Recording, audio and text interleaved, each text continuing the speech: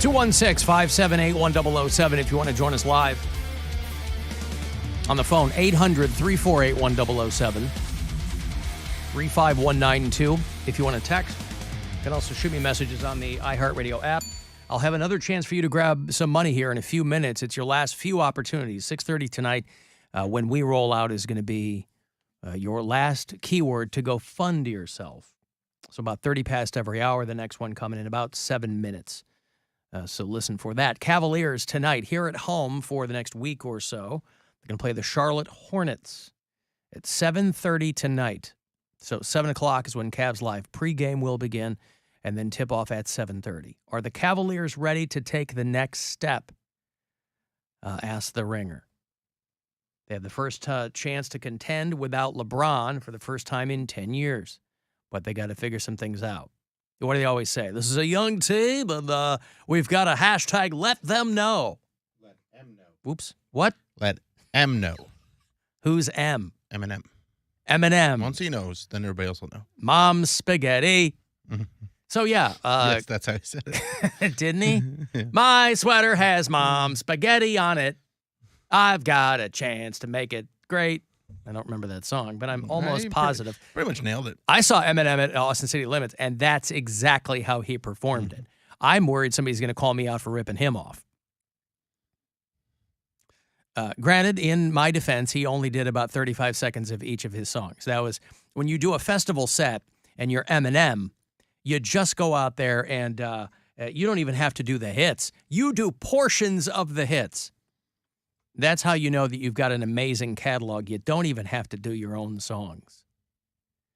Because when you're a rappist like he is, they're all going to sound kind of the same. Words are different, but you don't want to get too monotonous. Anywho, Cavaliers tonight, the Charlotte Hornets, if you're a Michigander, are in town tonight, and that should be a lot of fun. Did anybody see the meteor shower last night? There was a meteor shower. We're going to get more tonight. Oh. More tonight. Overnight tonight. I did not see.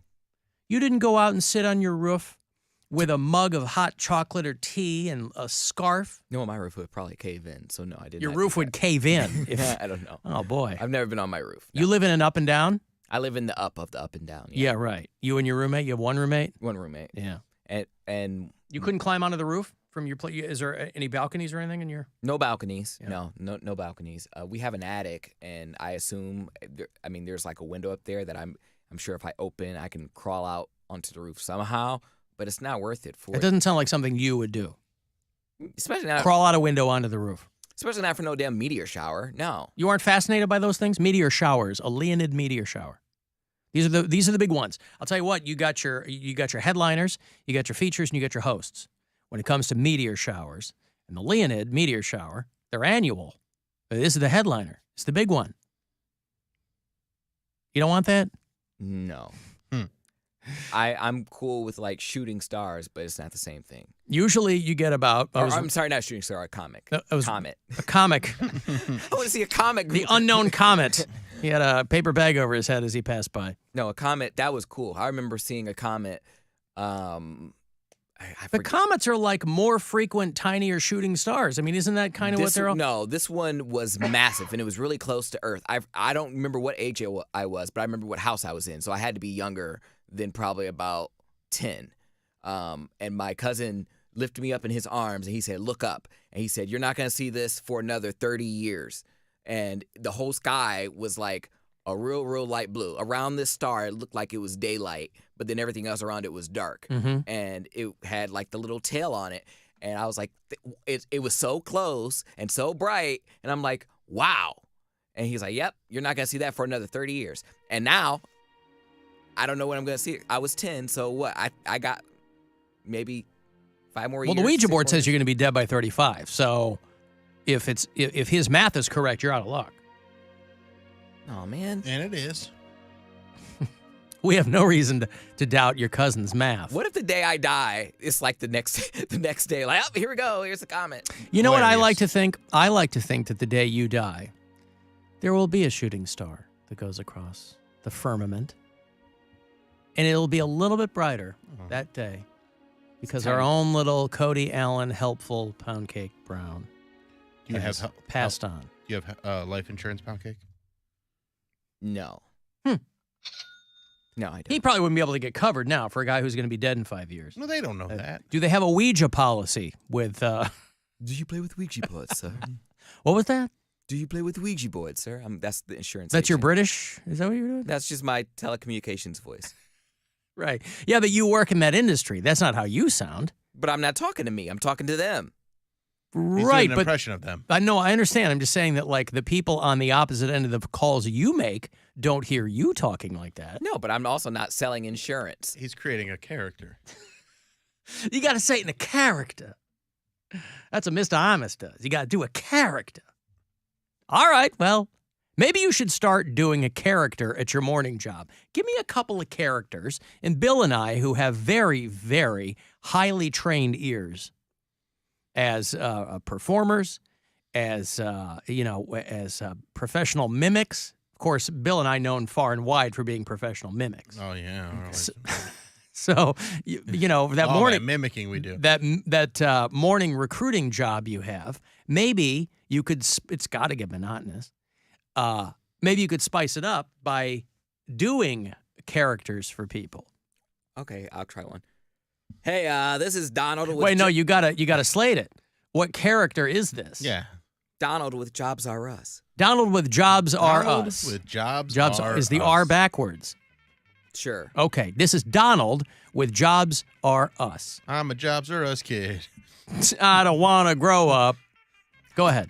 Hi, this is Donald with Jobs Are Us, and I was calling about your resume that you submitted over. That's your voice. That's not my voice. Yeah, it's just an exaggerated not version of your very voice. different. It's not a character. All right, this is Donald with Jobs Are Us. Still kind of just your voice Yeah, just a little lower. that's corporate Poundcake. Yeah. We've heard that voice. I don't You know gotta about dig this. deep, man. You gotta dig deep for a The character. key is to try and play it cool, but sometimes you don't even have that option because they have these things called non-disclosure agreements. See, corporate Poundcake, he gets that deep voice. I was thinking more of like a character. Like they don't know that it's not you. You know it's not you. But I don't know. Where's Donald from? Let's start with that. Let's give him some background. Yeah, that'll help. Donald's from Rhode Island. Rhode Island. Okay. That's a good place to start. All right. So he would sound more like... I'm What- Donald from Rhode Island. You're getting there. There's something there, right? Where are you from? Providence? A little small town outside Providence. A little town outside Providence. Oh, pretty small Providence. town. Okay. I don't know what town- Providence. Yeah. Smovidence. Is that what you said? Providence, yeah. He's from Smovidence. Smovidence. I'm from a small town outside Providence called Smovidence. All right. Not Cranston or Auburn or anything like that. Smovidence. Well, Okay. the whole state's only 3 counties long. What do you expect? Uh-huh. Hey, I'm from West Warwick. he's got What do you want to something know, now. you prick? I think, Okay. I think he's in character now. I think Donald from Rhode Island is ready to talk. From Smovidence, Rhode Yeah, Island. From Smovidence. Go ahead. As I was saying before, sir, I was calling about your resume, and you applied to my medical position. Uh-huh. What? Yeah, no, I'm very excited about it. You don't sound very excited. Well, I'm also from Smovidence. That's why I'm. You're not from Smovidence. It's only a town of like 300 people. You're not from Providence. I'm from Smovidence, sir. I'm from Hillsgrove. I'm sorry. I meant I was from Hillsgrove. Oh, so you're one of the bougie people on the other side of the tracks. That's right. I belong to the Cranston Country Club and the whole thing. Ugh, you people disgust me. Never mind. Wow. Look at that. He Not very professional, No. But, I was able to throw him off, and he's the recruiter. well, Wow. but that was, Terrible. It was terrible. Grade F. Grade F. Great. Well, he was put on the spot. That's not Yeah. his fault. We put him on the spot. it takes time to develop I these feel like characters. That's that's why right. you always hear about actors trying to get into character. They're like, oh, I wasn't starve around anybody for themselves. 3 months. I had to get addicted to heroin. Go get addicted to heroin, and then we'll talk after the first of the year, okay? No, I got these You 2 wanna hit your pounds goal left, weight. left to lose, and then That's a good way to do it. I could be very unhealthy after that. All right. I got to stick it to Mary, and then I'm going to. He wants to get his goal weight, get that money, and spend it on H. That's right. I got $1,000 for you right here. One of your last few chances to win this time around. So make them count. Good luck. I hope you win. The Buzzard wants you to go fund yourself and score $1,000. Enter the nationwide keyword deposit at WMMS.com. That's deposit. Enter it now at WMMS.com. And good luck from Buzzard Radio. You know, not for nothing, I wish I would have known that today was World Vasectomy Day. Oh, man. I could have timed it a little bit better. I got snipped a week ago today, last Friday. And somebody forwarded me the World Vasectomy Day, which falls on the third Friday of November every year. Who knows this? The third Friday of November every year. They come up with the day for anything. I feel like it's just to boost No, I know they do. economy. Like, if you're going to get a vasectomy, get it on World Vasectomy Day. Well, yeah, it's fine. It's ceremonial. They want to get you to buy a T-shirt or something. A T-shirt. Well, in this case, they probably want to get you a vasectomy. Wait, don't come out October 10th. Wait one more day. That's October 11th. It's National Coming Out Day. Like, what? World Vasectomy Day is now 10 years old. And if you got one 10 years ago, you won't have a 10-year-old. 30-plus countries are involved in World Vasectomy Day, or WVD. So I wish I would have scheduled mine for today. A little on the nose, granted. But, there's probably a lot of stigma in a lot of countries around the world regarding vasectomies. Yeah, you're getting neutered. 1823 is the first time that they practiced a vasectomy on a dog. First time it was the procedure was done on a man was by a Chicago surgeon in 1897. The sausage king of Chicago. Abe Froman. Could you imagine getting the first vasectomy in 1897? No. You have to. Wow. I imagine. They hadn't even perfected this like 20 years ago, let alone before Back then, your kids were dying anyway. So that's true. I had 6 kids with 3 are left. Yeah, I can either snip what I think is your vas deferens, or you can just ride it out until your kids eventually die from a long, cold winter. I imagine they get someone who's pretty much his semen's pretty much dried up anyways. Like he doesn't have like a lot of life left. Dried up.